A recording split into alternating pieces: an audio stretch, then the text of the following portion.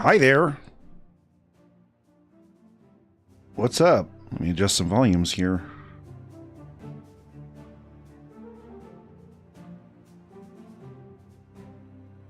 Oh, yeah. How's it going, everybody?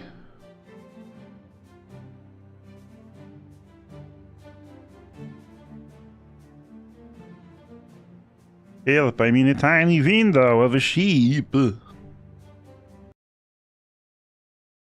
Oops, someone didn't set the music to loop.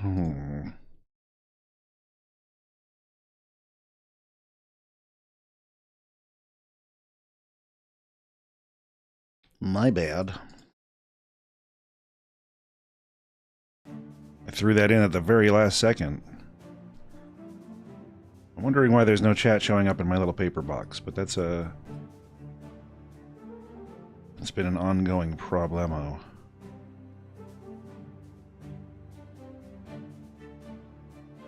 So please spam me with text. You can only help me solve problems.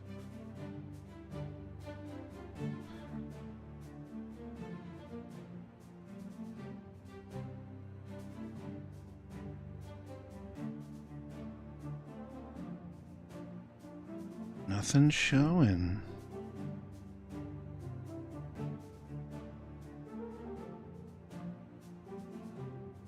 The quill muster runs data inked. Oh, you know what? I bet I know what it is. Let me try this.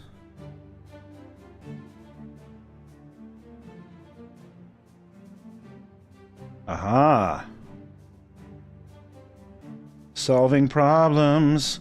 Gonna turn the font color darker.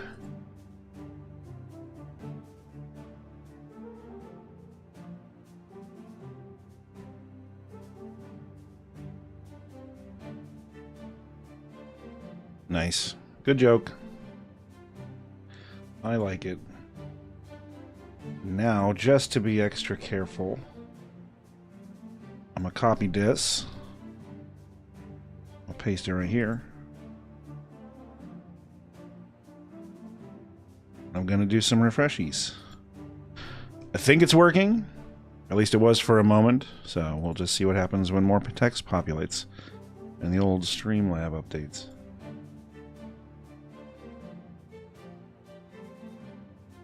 How is everyone doing? Hello, LUQ, Mystic Sybil, Zombie, Jacob Beckstead. What a roster.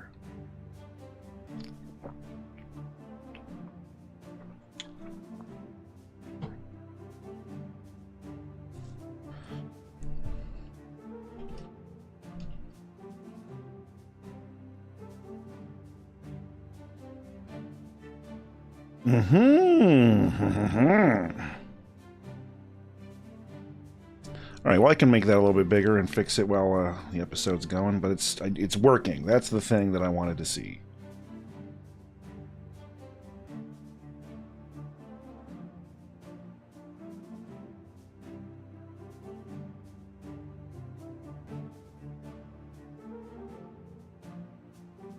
Hell yeah. So, big problems, very technical problems with chat interface and stuff. Layers, font, dude.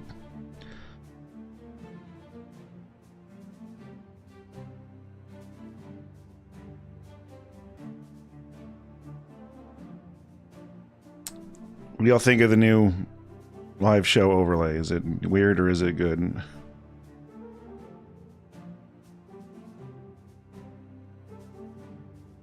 This will also help me test the delay.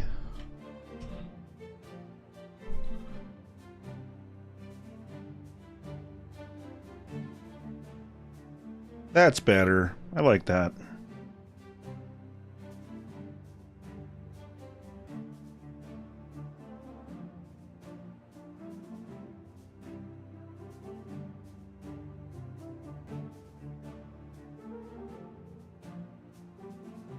Schnazzy.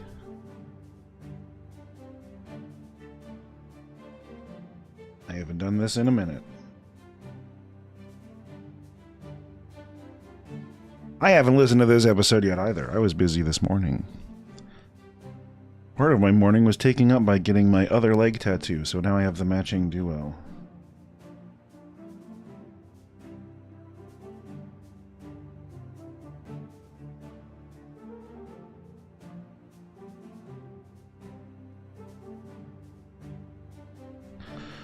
That's fair. I can always incorporate some more flashing advertisements.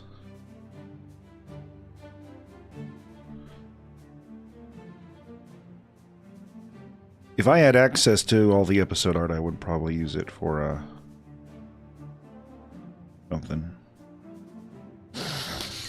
Oh, yeah.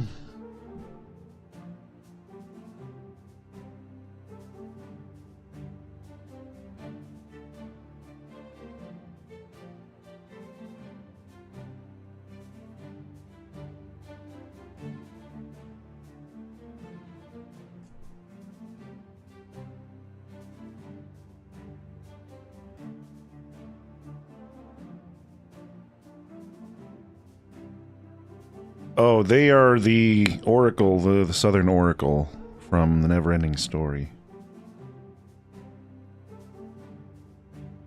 Which is an image that has been burned into my brain since I was a wee child. You know what? We're past the time. I think I should start the episode. Is that cool with everybody? I think I'm just going to go for it. If anything sounds weird or comes up, I'll be right here to fix it as we listen. And I'll catch you all on the other side.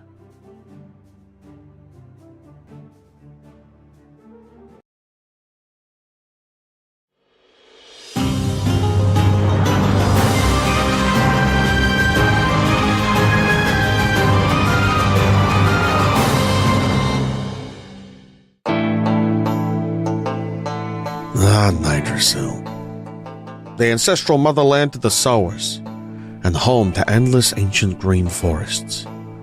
An aether-rich kingdom governed by the laws of nature, where biomes of every spectrum unite in a delicate dance of survival.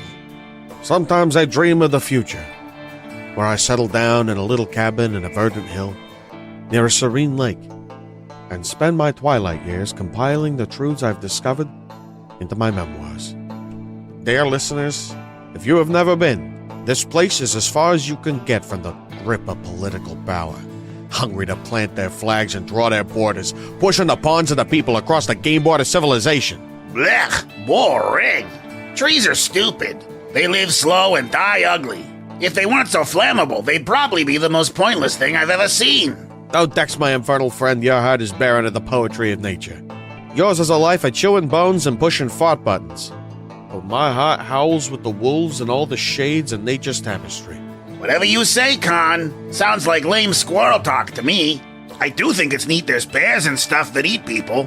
That's pretty cool. Perhaps we should take a break from our broadcast to bring you some of the deep, rich baritones of the Nydrasili chanting monks.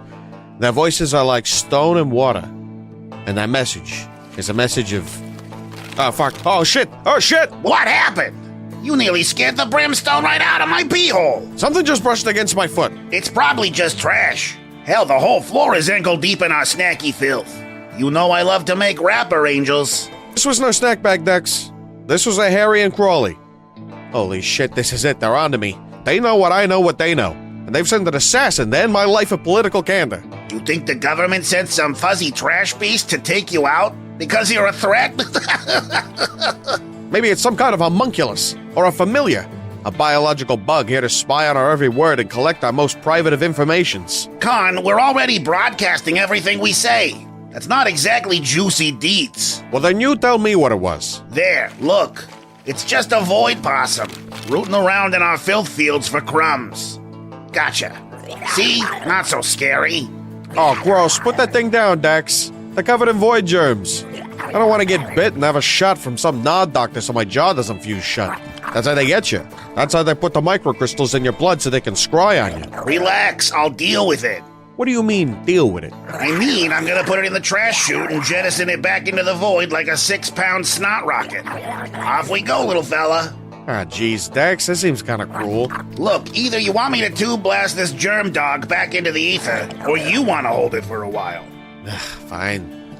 Just unload the nasty thing, but make it humane somehow. Whatever you say, pal. What you gotta understand about scry crystals is that they're not really crystals. Con They're can't hear us silicon, now. colloid, and What are you doing getting out of your box, Jasmine? I told you if you go wandering, you'll get in trouble. Now you stay in here and just lay low. You'll be my little secret. But not if you keep digging in the trash and scaring Con. Here, have a Gricknut bar. Rest easy, my sweet child. I'll be back to feed you soon. If they make it into your liver, it's all over. You might as well hand over the wheel of your body's ship to the highest bidder. Sounds a little far-fetched to me. Excuse me, I have a very reliable source, I'll have you know. The very man who designed Blood Scry worked out of an office that was cleaned twice a week by the very sweet woman who happens to live on the same floor as my mother's best friend back home. Wow, you've done it, Con. You actually made me want to hear the druid throat singing just so we can move on. Oh yes, good idea. We'll be right back, folks. Until then, sit back and open up your third eye. Visualize the dreamless truth of a people born of the land. Friend, the river and mountain. Second cousin to the towering forest. Masseuse to the seeds of tomorrow. Just hit play already. Ow, ow, ow, oh, shit! Shit, it's got my leg! Dex! Jasmine, no!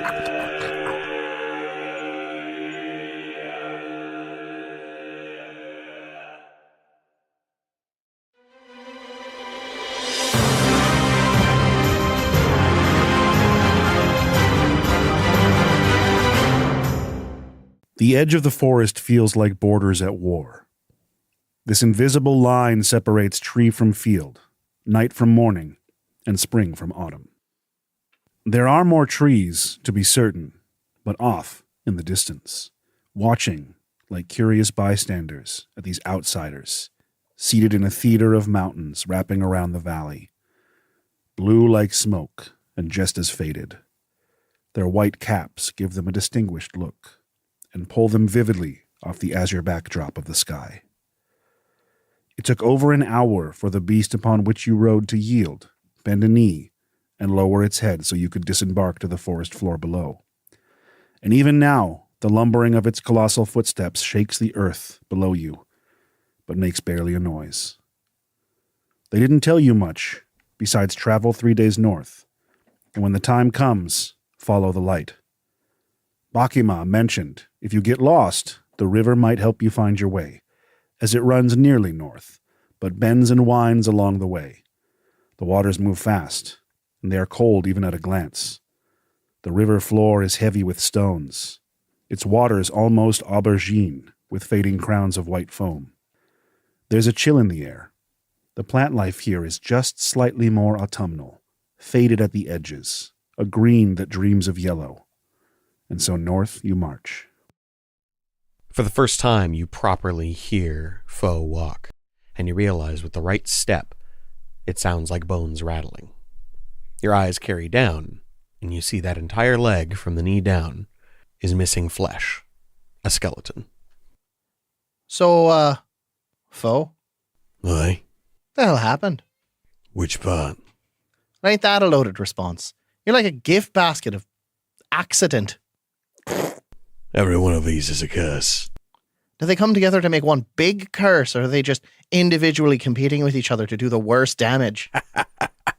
You could say my life is a curse, but it's one I'll gladly take. What other curses do you carry? Oh, well. Let's take a look, shall we? See this one? He holds out his hand and you realize it's covered in spider webs. There are spiders living in you. You held still for too long. This is the liar's curse. You see, sometimes you spin too many webs, and then they stick to you. Way I see it, whole cosmos is cursed. Just gotta be ready for it. You're the smallest pessimist I've ever met. Pessimism keeps me alive, buddy. Lita pulls her goggles down over her eyes, and having donned 2 large mechanical gauntlets, presses a button, and one of them starts to subtly hum and glow. Very nice. Right, so not a curse. Oh, I can curse if you want. I believe it. Widely and memorably. You got a favorite one? Just one that really packs a, well, punch. Foe pulls out a dagger and flips it around, and as he does, it starts to smoke and eventually catches in green fire. Every child's first love, after their mother, is fire. The warmth, the beauty, the danger. Enough to drive a good boy bad. But she's a fickle thing. Likes to be shared, see? Careful where you take her. And the fire goes out. Right, so don't touch anything you carry or own. My friend, you'd be best not touching me at all if you can help it. I can help it. But that doesn't mean I can't give you a hug if you want. I can continue to help it. Is your whole island like this? No. I mean, you spend enough time in a dream and these curses tend to flock to you, like flies to shit. But no, I specifically set about curing people of them. Unfortunately, curses don't like to go away. They're like unwelcome house guests. They stick around if they had the choice. So I take them on myself, sometimes in objects, and sometimes in my flesh. He holds up his left hand, and it looks like a corpse's hand with a chunk of flesh missing. Wait, what island are you from? I ain't, I'm from an island. I'm from Nod. My lovely neighbours. Yeah. Some pretty good trash from Nod. Most things on Nod are trash, save for the part of my gods they kill and stole. I don't have nothing to do with that. I'm a kith, see? See, we're back to lips. Funny, it's not the first word I'd reach for, but I'll bite. It's a kith. The kith are nomads. They're the only people who wander in your dream on Nod. I spend my time with them. You'd all be welcome, but we have just as much of a problem with the baronies as you do. So you don't get to the shores much? No. But I'm done singing his banshees. Let's get moving. Right, about that. My clan tends to stay a bit out of the forest, so I might be, not within my depth here. Who's good at finding their way through trees? Not I. I do most of my work by the back of a wagon. While I have traveled through many a forest, these are quite different. Hopefully, what I have learned can be used here.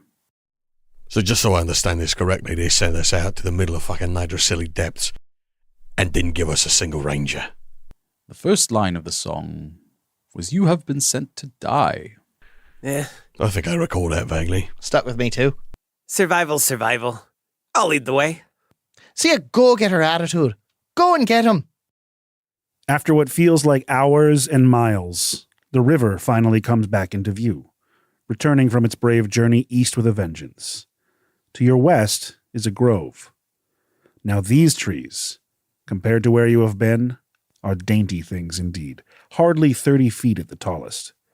There are workers moving among them, dressed in sleek black armor with bows and blades at their backs.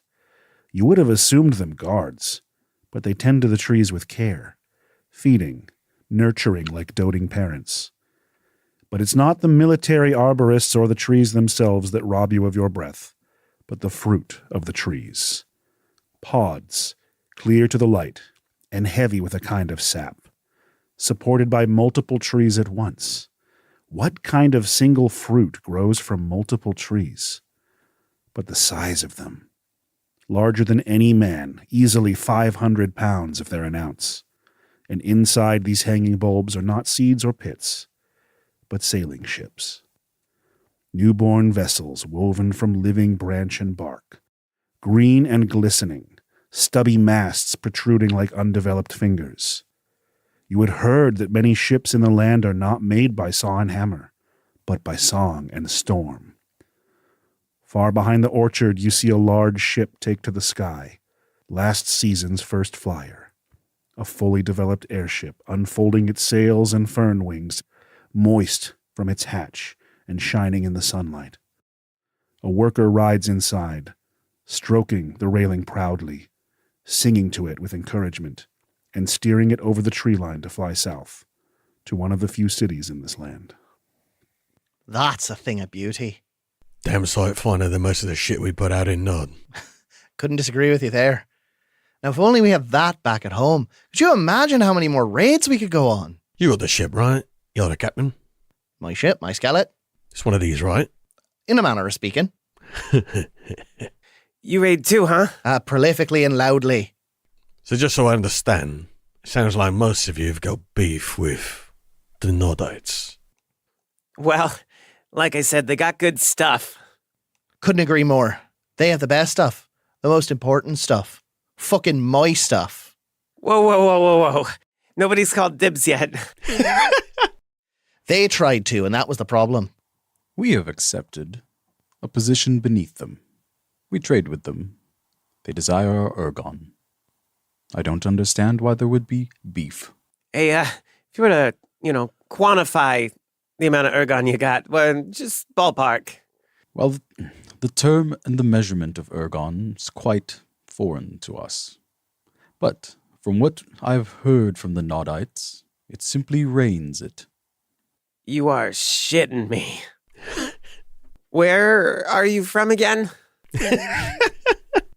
Some sort of larger, wiser blob. Her slit hazel eyes gleam.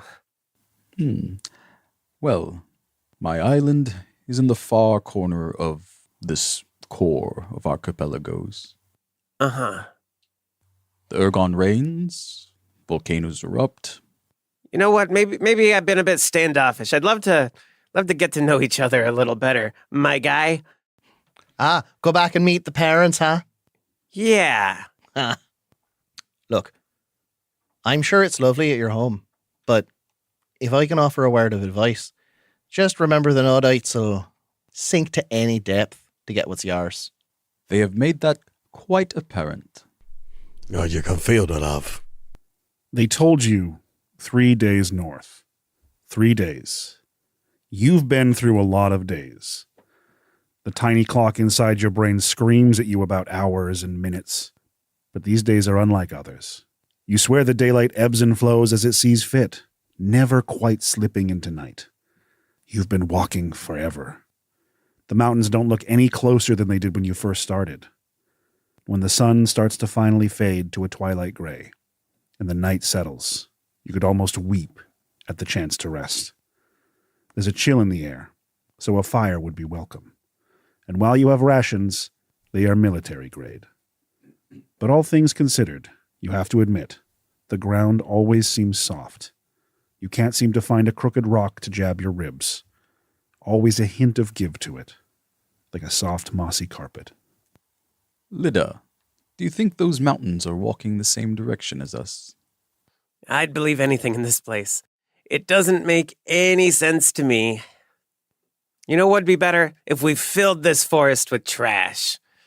Nice, wholesome garbage. Why would that be nicer? Oh, have you ever done... Tell me, have you ever done a trash angel? Just really felt it between your fingers? A trash angel? Oh, yeah. Well, if you think about it, the soil is just tree shit.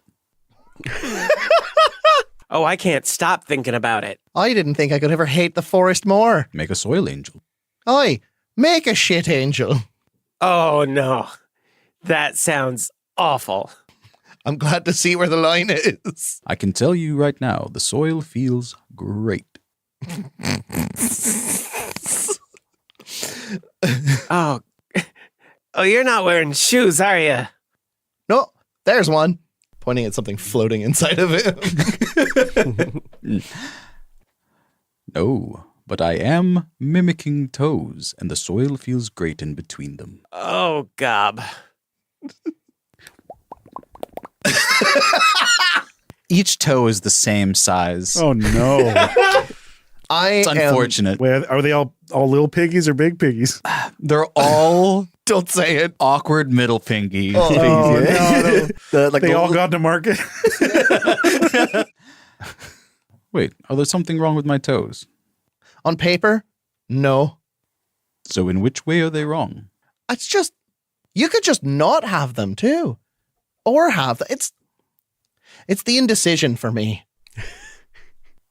No, I am very actively trying to have toes. Why?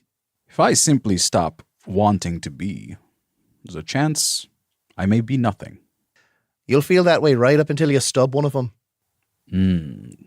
How does it feel to stub a toe? Worst. The worst thing that could ever happen to anyone living. Lita just kicks him in the fucking toe. Surely not worse than this conversation. It squelches. It's Pops. Oh, I hate to burden you with our livelihoods. You wouldn't happen to be weighed down with the curse of someone who knows what to cook good. I've been known to throw a few things together.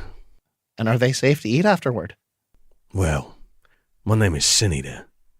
If I couldn't cook, I wouldn't very well want to eat the sins I made, would I? Will they taste like cobweb? No. That's a good question. Bone? He's going to start kind of grabbing what he can from the area, and I'm going to use cooking tools to do my thing. Sure. As you kind of wander off towards the forest, because the clearing you're in right now is pretty open. It's nice open sky. It's a good place for a fire. No risk of accidentally lighting a tree aflame or anything. The river's in view. You realize this part of this area to the north, there are many pine trees in the distance, but the ones around here seem more like orchards and groves, almost imitating the shipyard that you saw. You come across one that seems unattended. There's no fence around it. There's no workers in the field, but the trees are planted in rows, and there's only a few of them. But these trees are growing a different kind of fruit. Small, dark, almost luminescent from the inside grapes, growing in bunches of no more than 10. They fill the air with a curious smell. Not a sweetness, but a question. He takes one, looks at it, pops it in his mouth. That's one way to learn about a poisoned berry. Suddenly, the knife at your belt ignites into green flame, and tiny slivers of web launch from your arm, undirected by your own will. He opens his mouth, and you see some of the same spider web is clinging to his lips. Fuck me. That good, huh? It always eventually comes to that, doesn't it? Well, we're going to have to set some boundaries. No, Duchess. Just an expression. What does it taste like? It has a kind of strong, almost molassesy flavor, as though jam had been set to ferment to the point beyond fruitiness. Sweet to be sure, but not natural. And it sits in your stomach like a weight. I'm going to use my Syncraft tools to try and see if I can discern if this has any astral significance. That is a 12 plus 5. This is the opposite of astral significance. This is a void of astrum, but this is bursting with ether, growing up from the very earth, traveling through the roots of the tree, in the photosynthesis of old magics, forming this mysterious black grape. This thing is thick with ergon. Ether like you wouldn't imagine. Damn fine. Oh, shit. Seems that you and me might share a common interest in those. I start scooping them into my bag. Darlu will definitely go and collect some bunches. They're very seldom throughout the orchard. As said, they only grow in roughly patches of 10. And the longer they remain off the vine, they seem to grow soft quickly. Still intact, still potable, but without careful attendance, they will turn to sludge. But you do all collect a good handful of these strange black ether grapes, and what properties they will have in the near future is unknown to you. Darlu is going to attempt something with them while we are at the camp and at the fire. Sure. Darlu is going to take a couple of the berries, less than 10 of them, and line them up along the inside of his scroll case and put that near the fire. The hopes that when they turn to goo, when they start to lose their form, they can dry and become pasty and resiny. As the night progresses, you enact your science experiment regarding the grapes, and we will see how that ends up. Hell yeah. Gidgel will take 2 of these grapes, put them into his simulated mouth. They are then going to travel down his throat, float around the books, and then stow away into the lightning bolt-shaped drinking horn out of sight. I'm just going to start cooking. All right. Aside from the very bizarre grapes, there are several other signs of plant life. Easy to find some nice tubers to pull from the earth. Plenty of other fruit not too far away. Things like autumn pears and apples falling to the ground. That's a 4. You imagine in a smoky tavern, Foe might know his way around the larder. But here, in the freshness of nature, whatever he has made is an abomination of fruit salad. A potato fruit salad, if you will, with plenty of carrots and sour herbs. Well, in a new place, do new things. Aye? Aye. Let me tell you, every other day I can't really taste anything. And unfortunately, you got me on an off day. Wonderful. I look forward to what an on day produces. Well, to the shits we share tomorrow. Maybe not the plasmoid. But Yeah, I was about to say. Nope, extra him. I want to know what comes out of that. Gidgel side eye. as the night progresses and the fire burns, you realize that your 10 sludgy grapes have sort of formed a soft, limp fruit leather. Perfect. Still malleable to the touch. It's like one of those wrist boards for your keyboard. Fruit by the bloop. I am going to cut it in half. I'm going to roll it up and hand it to Foe. Now, this may be the weirdest cigarette you ever smoked, but I'm going to smoke my half. Not right now. Later. Fair enough. I will take it and load it up in the little smoking section of my war horn. All right. Cut mine into little strips and then put it in a little pouch for later smokins. Right on. And then finally roll up one rolly. Lida, do you smoke? Oh, occasionally, but never intentionally. Are you sure that's not going to explode when you light it on fire? I'm not a keeper of such things back where I come from. I'm not one of the great smoke masters. But something like this is a tradition among my people. One can master smoking? You can. And mixing together the things what go into it. I don't know who had the privilege of providing Foe what he has, but back home, our smokables are top notch. Wow. Tell me more about your prodigious free time. That's great. Yes, tell us more. Darlu is going to recount tales of the smoke masters, of how they mix together, herbs and things like that, how it's their job back home. And give me a performance check. Okay. And how it's sort of treated in the same way as people like gathering in a tavern to drink, except we don't drink, we just smoke. You get zoinked. Magic zoink. A 12 total. This is your first introduction to the lore weaving of this captain who you've been presented with. And it's respectable, considering how long and boring the road has been. It's a wonderful reprieve from the sights of nature and the ongoing ache in your legs and feet. And there's a lot of potential as he weaves images of his home and elders gathered in circles, smoking fat doinks. I picture it like a hookah made out of like antlers almost, Yeah, I see that. Or like one tiefling bent over and the other one just blowing a horn right up his ass until it comes out of his mouth. We call it the old hot tail. Shot bunning. Tiefling smoke-a-peed. Bellies full of sour grasses and bright fruits, rest does find you as the soft, loamy ground holds you like a mother's arms. And deep into the night, as the quiet symphony of nature sings softly in the distance and the embers burn low in the fire pit, the camp explodes to life with the thundering of hooves emerging from the shadows, with a terrifying lack of warning.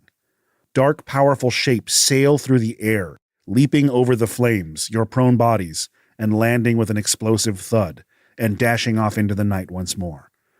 At first you fear for your life, but as each passes over the remaining light of the flame, you make out the shapes of great deer, shaggy long fur and curled horns, the color of baked bread crisp on the edges, a herd of them, 24 at least, racing through the night, and drawn to the strange smells in sight of your fire. They respond passively, but with tremendous feats of strength, clearing your whole campsite in a single vault. It's actually quite beautiful. It certainly wakes everyone up. But once it's gone, your nerves settle, and you almost feel safer, knowing that these noble creatures mean you no harm. And then the fire is snuffed, It looks like a tree lands on it, and following it upward with your eyes, you see a leg. The leg of a giant elk, easily 8 times the size of the others, covered with thick bark, sprouting twigs and leaves, with blankets of dry grass across its frame. 2 giant antlers, an entire canopy of branches unto themselves. Piercing white eyes look down and take you in, and a visible snort of steam blows from its nostrils in the chilly night air. And then the next leg slams down beyond your clearing, each graceful and monstrous step clearing 20 feet astride. It's following them, watching out for them, protecting them. After this sight, sleep does not return easily.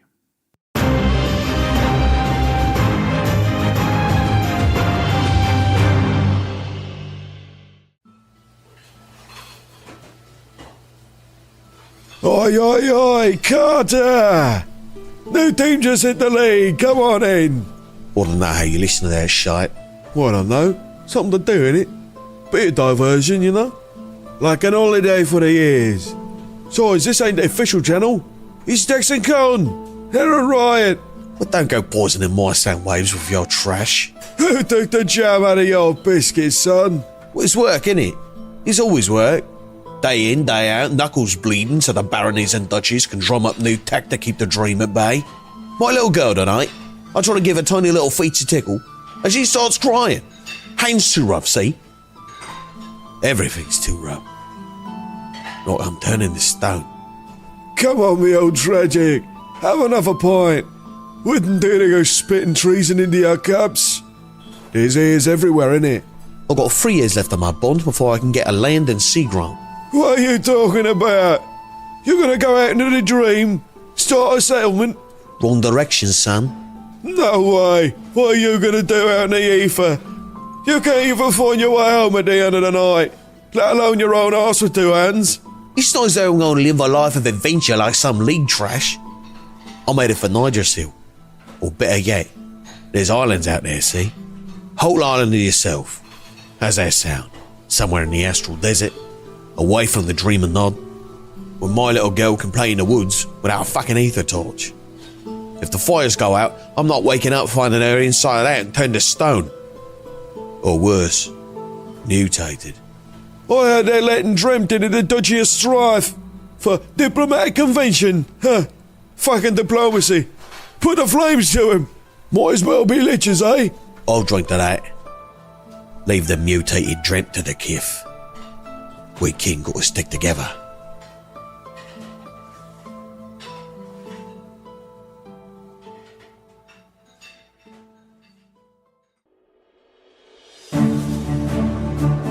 In the deep, dark podcast forest, there lurks a mid-roll. Hey, LU cuties. I have a big announcement, and I'm very excited about it. Beginning January 2nd, I will be releasing a brand new horror podcast all my own.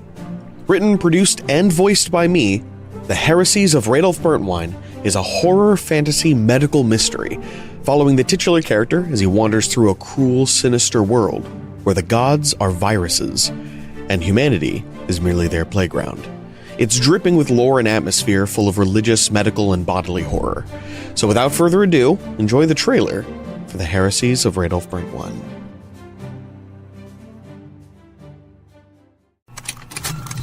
Contained herein are the heresies of Radolf Burntwine, erstwhile monk turned traveling medical investigator. Join me as I uncover the blasphemous truth of a plague-ridden world, that ours is not a loving God, and we are not its favored children. The Heresies of Radolf Burntwine, coming January 2nd, wherever podcasts are available. Y'all may not know this, but the first couple weeks for a new podcast are critical, and it's the only chance I'll get to land on Apple's coveted new and noteworthy list.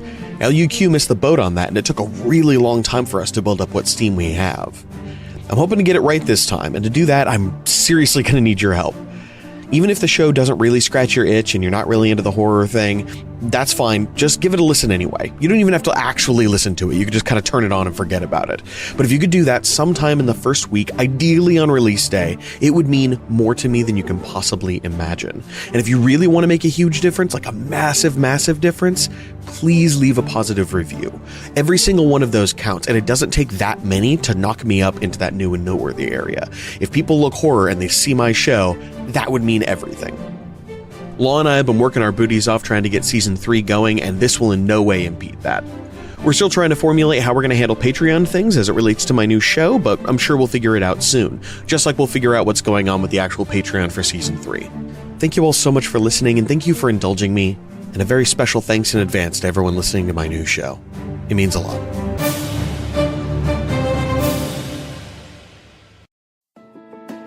You, like so many other battle-worn adventurers, might suffer from post-quest anxiety, feeling like everyone you meet is a villain in disguise. Every bed you sleep in is a trap waiting to be sprung, and every meal you eat is unidentified poison. If this sounds familiar, you may qualify for a new cutting-edge medicine from the makers of Viagra. Introducing Stabamol. Just one pill in the morning and at night with meals, as well as regular unchecked attack rolls against everything you question or doubt, can lead to recovery in 4 to 5 months. You already have a sword and or dagger at your side. Just use the dang thing. Trusting people, places, and things are for those with a death wish. Stab first, ask questions later. I thought my neighbor was a Shadow Guild assassin just waiting for me to let my guard down. So when he was gardening, I took a dose of Stabamol and just buried the body. I haven't worried about it since. Thanks, Stabamol. Side effects of Stabamol may include blood that won't wash off your hands, jail time, high fives, increased sword sharpening rates, wanted posters, the favor of dark gods, nausea, loss of empathy, athlete's foot, and so much more. Now, Stabamol comes with a free 4-inch fillet knife with every purchase of 30 pills or more. Cut away your worries and stab your paranoia in the neck with Stabamol.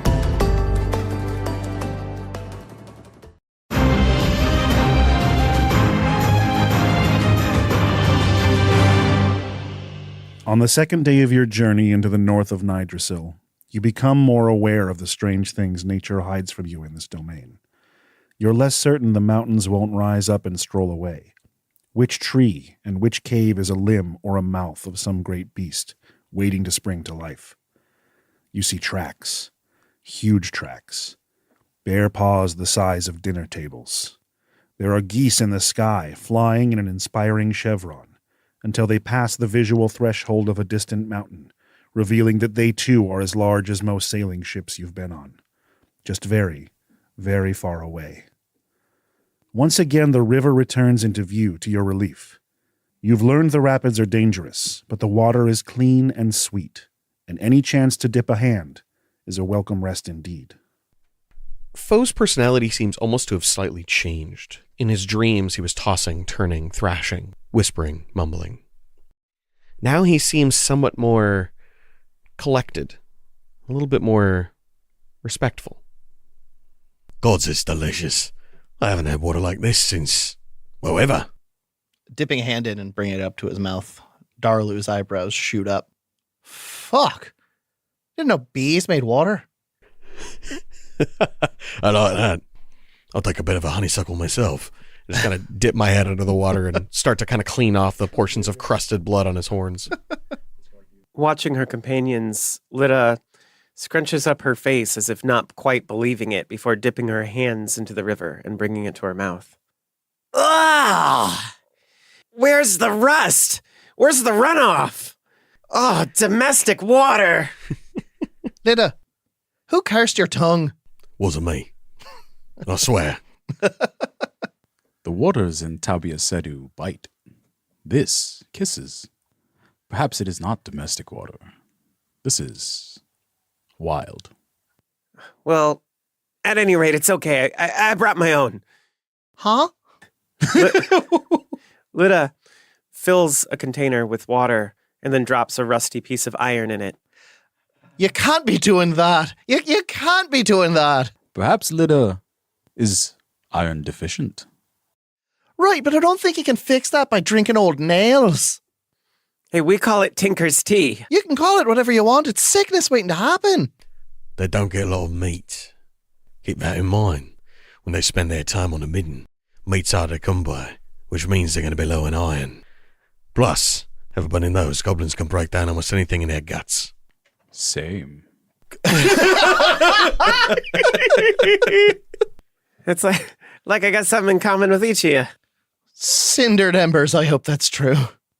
Does this river have an interesting looking little rock that could easily fit in my palm? Roll me a perception check. Yeah! And just to clarify, the rapids are dangerous, so this is not anywhere near swimming water. Like, the whole thing is rapids, right? Yeah. Yeah, okay. You just dip your toe in it, it just sucks you. Sometimes like little pools that form, right? This is a very swift moving river. I rolled a 19 for a 24. As you survey the riverbank looking for any kind of precious or fun stone, after filling your bellies with ice-cold liquid glacier, shivering at the chill pouring off the tenacious current, you see a strange shape near the middle of the river bend, coming from the water, maybe 100 feet away, but moving away from you, glistening like a polished coin under lamplight. A metal thing, moving through the active river, slightly below the surface and towards the distant shore. You watch it curiously, unsure of what feels like a threat and what feels like a spectacle. In no time, it draws closer to the opposing shoreline and starts to emerge from the cold water. It looks like a man wearing full-plate armor, but skin tight. It moves slowly, one step at a time, with stiff, jerking motions. Unnatural. It finally emerges on the shore and simply stands there, holding its arms out as gallons of water pour from its cracks and crevices. When the flow seems to stop, it lurches forward a few more steps, and then its head comes off. But not decapitated, traveling upward on a metal pipe, like a spyglass extending, up, up, up, until at last this bizarre metal man's head rests atop a 30-foot pole.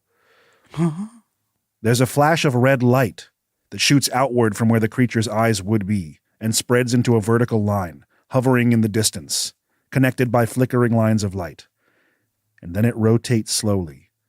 The red light washes over tree, rock, river, field, and even your party, simply rotating, as though it's studying every detail near it. It feels like nothing. And as the light flickers out, and with another squirt of water, the head begins to lower back down onto the safety of the shoulders of this creature. And as casually as it climbed out of the river one step at a time, it begins to lumber off into the woods. Can I make a history check to study it back? Roll it up, yeah. How much of this bastard did we just drink?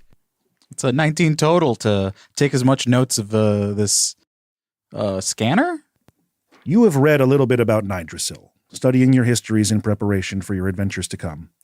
And most of the histories are written about nature, the four sowers, the weaving of seeds to recreate life. But there's also mention now and again of something called the perfect. It is an entity that is one with machines, far to the south of this landmass, in a city, a silver stain on a tapestry of nature. And it is said that the perfect has eyes and ears everywhere. Mm-hmm. Lyda's fingertips twitch, halfway to her wrench. Oh, I'd love to see what's inside that thing. If the books are to be believed, perfection lies within. Foe pulls aside his yellow cloak and you see what looks like an old, rusted sickle. He also pulls a coin from his pouch and begins flipping it on his fingers. What do you say, Captain? Something we gotta be worried about. I say if that thing had a problem with us, it'd act on it already. I also say that we may have missed an opportunity there. If that bastard's going around surveying everything, maybe it knows a quicker way to where we need to go. Fair enough. However, I think leaving the edge of the river right now to chase some thing off into the woods is a great recipe for failing spectacularly in the very first task we've been handed. Ah, you're right. Best we get back on the road, whatever there is for road here. Big wet road. As promised, on the second night of your journey, when you make your camp at night, there is now a light to guide your path. Far off in the mountains after the sun sets, you see a soft pillar of pink firing skyward. It seems so far away now, but you finally have a beacon to proceed towards. though being further north makes the night quieter. The birds and crickets seem long behind you. The sleep is uninterrupted, but it too feels quiet. You become aware of something after your second night, more in waking than in resting.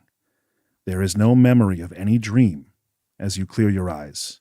Not just a lack of memories of the dream, but a certainty of their absence.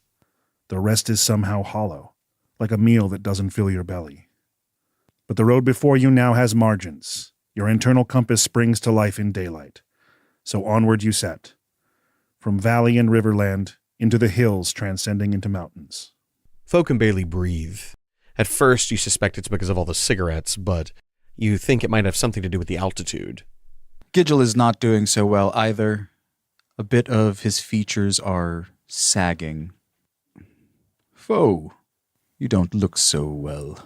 That's why I fucking hate Nydrasili. Don't get me wrong, it's a beautiful place and it's rich beyond your wildest imagination, but fuck me, there's no astrum here. I'd read about that. Wondered what it would feel like. I fear I have had enough. I spent what's left of my dream last night. Took a few drinks. Got some sin flowing. It's the only reason why I was able to shift my ego. But I don't know how much longer I can be like this. It would have been wise to have brought extra astrum with us. Something to attune to. It's right here, son. He taps you on your jelly chest and is surprised to find it firm. Right in there. It's your soul. You need something that gets you kind of perked up. You're a monk, right? That I am. Maybe take some time to meditate. I'm going to do some meditation of my own. He pulls out a flask of whiskey and takes a heavy belt. Daralu. On a rock sort of up and above you guys who are hanging back a little bit, Daralu peeks his head over like a curious mountain goat. Yeah, There's an experiment I would like to try if you would honor me. great. We're all about learning new things today. Go ahead. Light your pipe. Blow some smoke in my mouth. Do me a favor. Actually fucking open it this time. It's weird every time. Gidgel's going to kind of very self-consciously like shudder and like check himself. Is my mouth not opening? Usually you just put something up to it and it passes right through. You gotta move the lips. Manifesting teeth are very difficult. You don't need teeth. It's like the toes. You don't need them. But then my smile is off-putting. Then? Just breaking me. Ass. All right. I got you. Daralu comes down from his perch a little bit and takes out his war horn. Now, I can't say what this will do for someone like you, but I know what it does back home. He opens up what is essentially the little horn carb on it and plucks off a bit of that gooey grape resin, sticks it in there, and with a little bit of his thaumaturgic magic, he's going to light it. It's important that you note that, thank you. It ignites, and with a sound that is very similar to blowing a trumpet into a bowl of gelatin, a strange purple smoke forms inside of you like ink being dropped into clean water. You expand outward like a balloon, and it slowly seeps out of you with an almost sad accordion decompression. Lid, I figured it out. They don't shit, but they fart. Okay, try that again.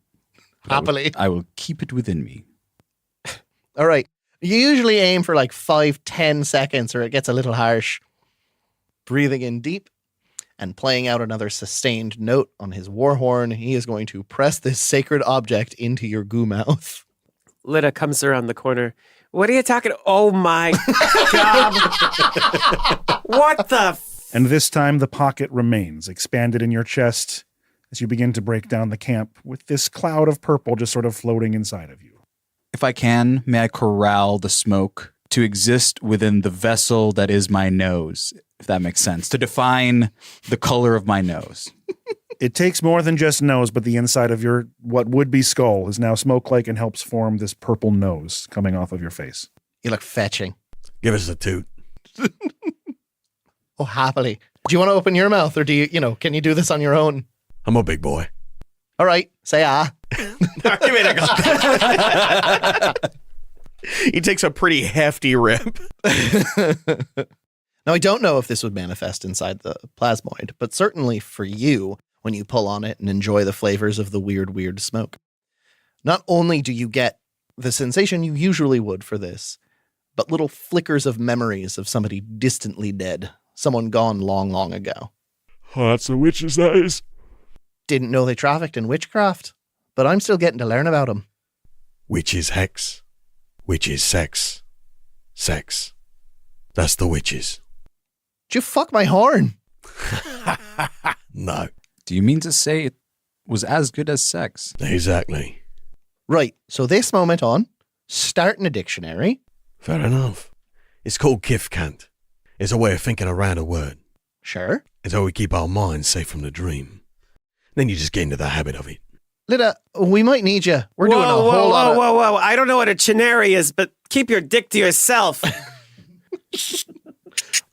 Fine, don't come experimenting with your friends. As you finish getting a little zoinked and closing down your camp, you move on into the mountains. And with elevation and raised knee hiking, the air grows colder. Those of you with lungs feel the fire of the hills inside them. The shade of the trees blooms from an early autumn green to the tranquil darkness of spruce and pine. Switchbacks bring you upward to new vantages, weighing down your travel sack and taking the toll of knee joint and ankle. But you must admit it is breathtaking, surrounded by the blue and gray mountains peppered with the jade smoke of the evergreens. The sky, an eye wider open than you've ever seen, into its very soul and nearly into the nothingness beyond. And after hours of this hike, you feel the air grow warm to the west and the smell of smoke, not distant, burning. Flesh, perhaps. Lida, do us a favor. Tell me that's not where we're going. Well, there's something you gotta learn about me, Captain. I don't do favors for free. But, that is where we're going. Great. I'll consider that a discount. As you follow the smell of the burning, you come upon a stray aspen tree, standing out white and chocolate against the ocean of conifers. A buzzing fills the air from the source unseen, and where the fragile, quaking leaves of the tree shiver unendingly at any hint of breeze, a black smoke rises up from the center. And as you round the trunk, you see a face in agony, a beast with the dressings of a man, a woodworker's garb, thick hair on his face and long ears, with yellow teeth gnashing in pain. The smoke rises from his mouth, the smell of burning flesh and hair, agony in his eyes. He is trapped within the tree, and it grows around him, a prison of suffering. Make the burning stop! Make it stop! I'll do whatever you wish! It burns my soul! That's okay, son. I'm here. Where'd you get it? Where'd you get the fire? I used to travel these hills collecting lumber, hooking slash, loading wagons with the finest wood in the Northern Territories. He exhales as the pain seems to recede for a moment. Oh, it will be back soon. There used to be hornets here. They would make my life a living hell, stinging me and my men when we got too deep into the woods, blinding us, defending what isn't theirs any more than mine. They made nests in the aspen trees, and when I could take it no longer, I gathered my oil and my rags, and I set to burn them out. Nest after nest, I burned like dry grass, and I laughed as I did it. But they weren't just hornets. They were old things, around before any of us. Some of them were woven guardians, and they burned all the same. And for my axe against them, they cursed me to feel the flame I used against them, the sting of their barbs, and the hunger of their biting maws. For all time, within my tree. Every sinner a farmer, and every sin is a weed. They cannot know what fruits they sow, nor tell sin from seed. Please take it from me. Remove it. I will do my time. I will stay within my prison, but the pain is too much to bear. He reaches into a special kit that seems one of the only things on his possession that isn't road-weary and battered. From it, he takes a Eucharist and places it on the man's forehead. Then, he whispers in language you do not understand, before finally, repeating that same prayer, takes the Eucharist and places it on his tongue. Your body burns from the inside. The pain will come and go, but there is a fire inside you, rising up to your skin. The smell of cooking flesh will randomly follow you throughout the day. The fire has power, both in and against you, and the constant buzzing of the swarm. You have gained the curse of the cinder swarm. You learn the spell Burning Hands and Infestation, but instead of poison damage, it deals fire damage. Hot damn. But you also gain a vulnerability to fire damage. Lita crouches down and puts a sympathetic arm around this man's shoulders. Hey, how you feeling, buddy? I must sleep now for the first time. Wait. So long. I just want to go back to something you said. Huh? That you'd give us anything. My pact has been sealed with this well of misfortune. Foe places a newly burn-scarred hand on your shoulder. Let the sinner rest. Can I at least go through his pockets? Wait until he's dead first. You know there are no pockets to be found in this creature trapped in a tree, but you do notice, near the base of the tree. You wouldn't have noticed it out of the pure spectacle of this screaming figure, but your greedy eyes are quicker than the others, and there is a hand axe, with a handle and a blade made of steel, wet with tree sap, and etched with the carving of old bark.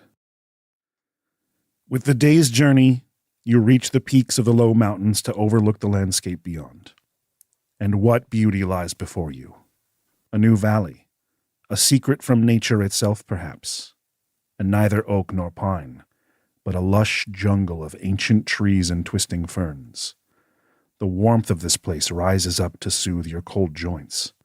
The smell of honey and fruit and fresh dew drift into your souls, and a hint, a note on the tail end, of rot. And there, even in the remaining light of day, you can clearly see the pulsing pink light in the heart of the jungle, the plant life around it seemingly darker than the rest, an undying light of a primordial core, a strange burden from a far-off place, the goal of your first trial, and the curse from the sky.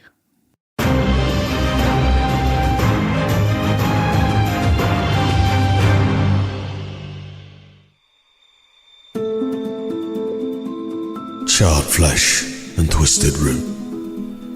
2 dwindling embers, swallowed by nature's wrath. Fang and claw slash at nothing. Man to monument. Life to loam. Wastrels as compost.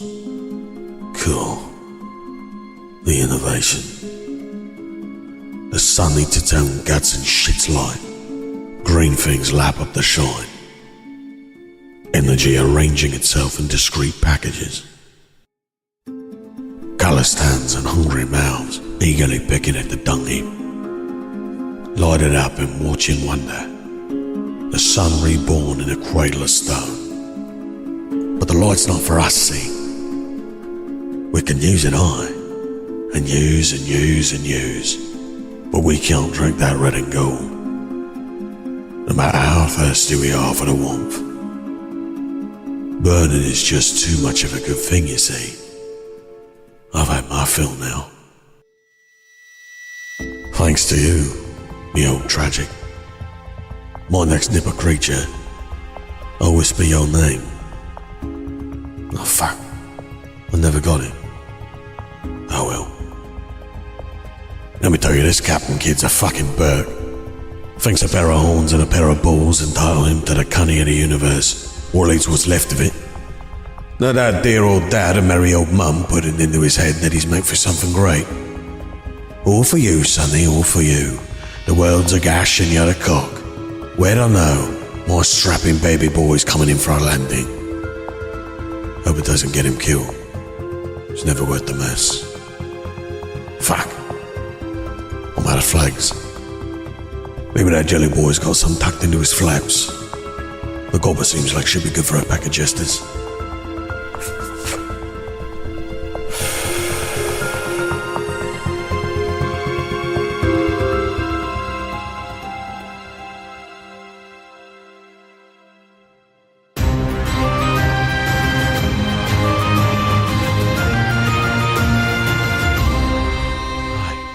Love. Fire curse. Hell yes. Now we're Hell fucking, yes. Now we're fucking getting somewhere. Spicy curse action. All right. Is that a regular hand axe? This axe is a +1 hand axe Ooh. that deals an extra d4 to plant creatures. Ooh, it's an irregular Hell yeah. hand axe.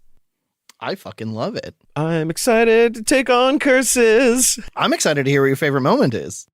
Hands down, the idea of having a fucking fire curse and having an opportunity to use my character's like backstory and vibe to like make this come to fruition. It was very, very good. Hell yeah. Yeah. No, I'm taking one, not multiple. Take one. I have so many. Take one.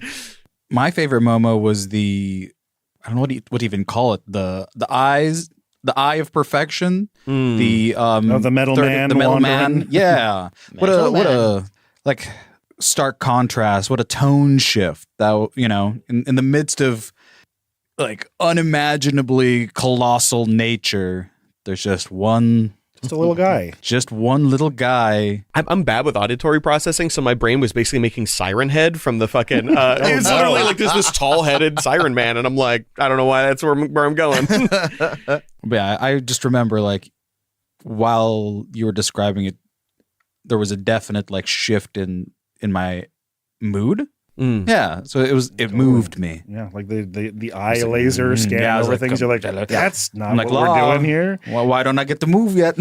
I too like Giraffe Warforged. I'm into it. My favorite moment might not make a whole lot of sense in context, but just bear with me because I don't know if this got fully cut out or not. But there was a certain Trumpet and a bowl of jelly.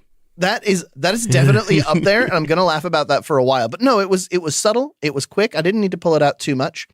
See, from Dana's description last episode, that was shockingly erotic. Law went ahead and just said, "Soft pink pillars shooting into the sky." Yeah, and I took every muscle in my body not to laugh. I didn't want to interrupt your flow, but like, this has been a horny couple episodes. Sometimes the words just mean what they mean. Sometimes they mean what they mean, and sometimes I have to sit there and deal with it. Sometimes a cigar, Mac. Sometimes a cigar.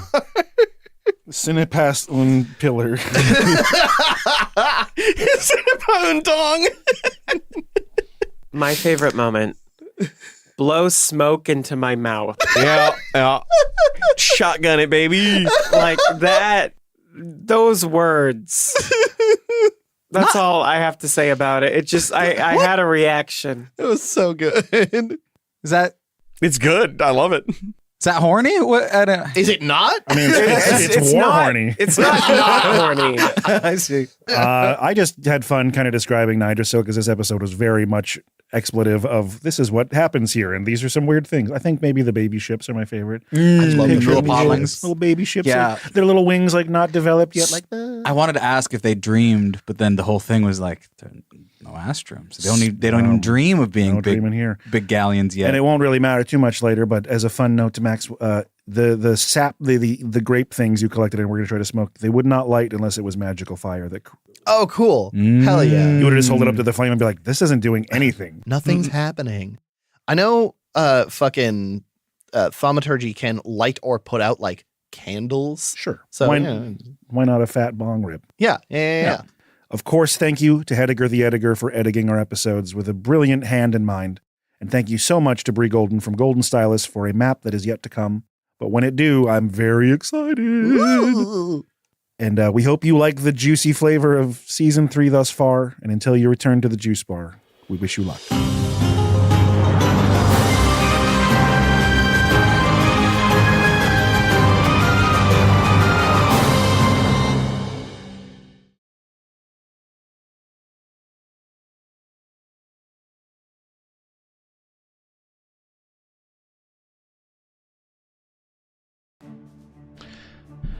Hello. For some reason, the very beginning of that, the playback wasn't actually playing for me, so I was listening on my phone, so I had the same delay that you did, which is why there was a little pause there. I mean, my favorite moment was the party interactions being just choice, and you really don't get to hear them as they're intended to be until post-edit, when, you know, everything's just cleaned up and tightened a little bit. So, Law Here and Now, that was his Favy Momo. Yeah, that's episode 2 of season 3. I don't know if it's obvious listening, but, like, I have just been writing a lot.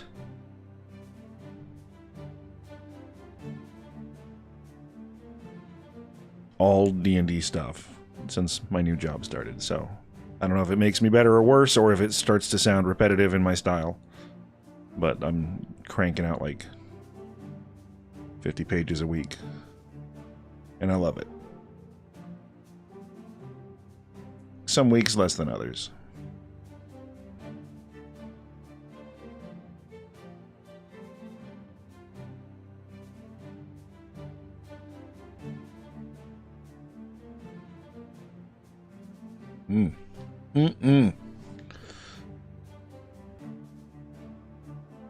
Good night, Aaron. I don't think I saw your name pop up at all during that. And thank you for listening.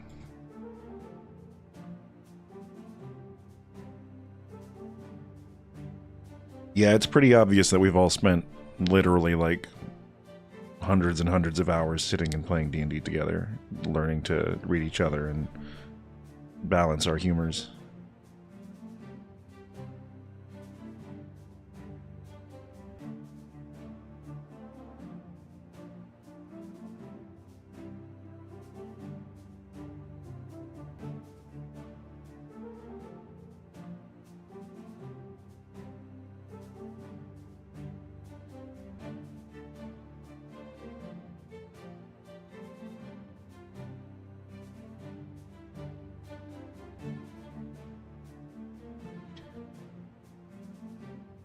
I don't know if there's any questions. I don't know if I'm the best at answering them. But that's what I'm here for. So I'm just kind of zoning off into space. I actually took a very short nap right before the stream, so I'm still doing a little bit of wake up, but it was a good one. Just like had a day off in a minute and had that adrenaline crash after getting inked for a couple hours, and I was like, I think I'm gonna take a little nap. Just a little like hour-long nap. Pretty nice. Do occasionally recommend.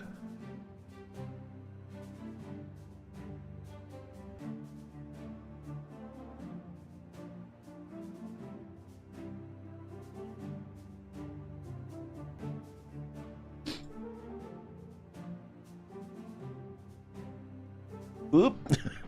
I found a kitty with my foot. Hi, Pickles. What are you doing down there? I didn't know you were there. I'm sorry. You gotta let me know.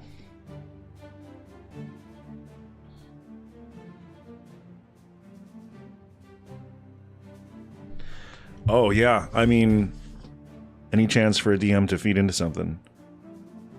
I'm just planning on coming up with something curse-like that he can consume once every blue moon.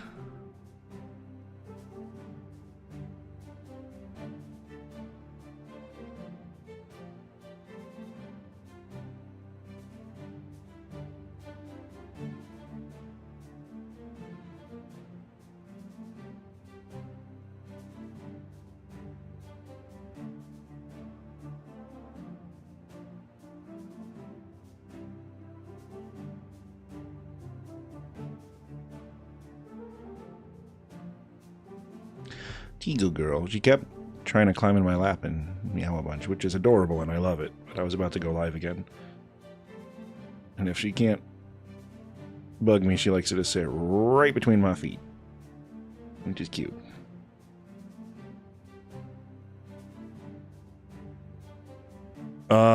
Basically all the time. If you could compare it to, like, I suppose, in 5e terms, like a racial feature.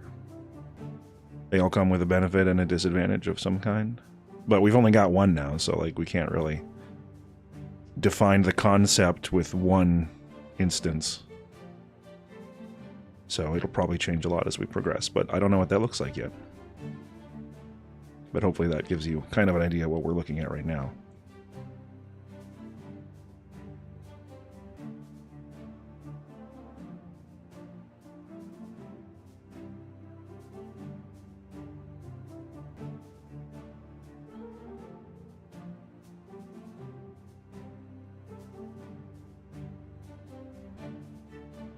Mm-hmm.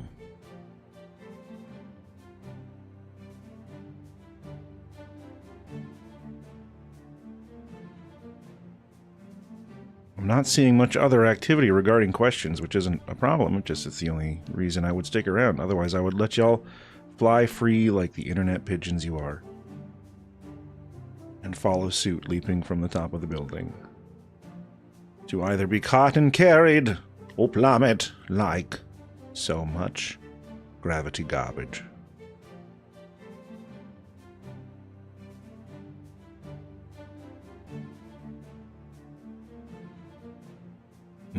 P content. Good morning, zombie.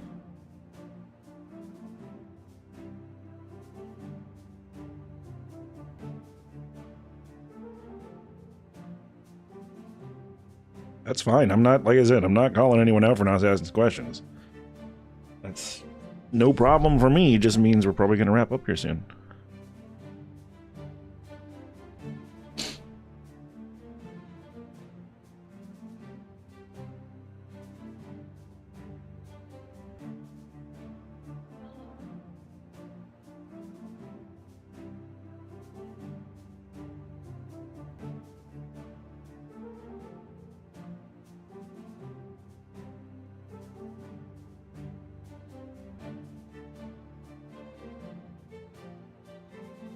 I mean, I guess it was mostly role-playing an expletive episode anyway, so there's really not too much to sink your teeth into as far as questions go.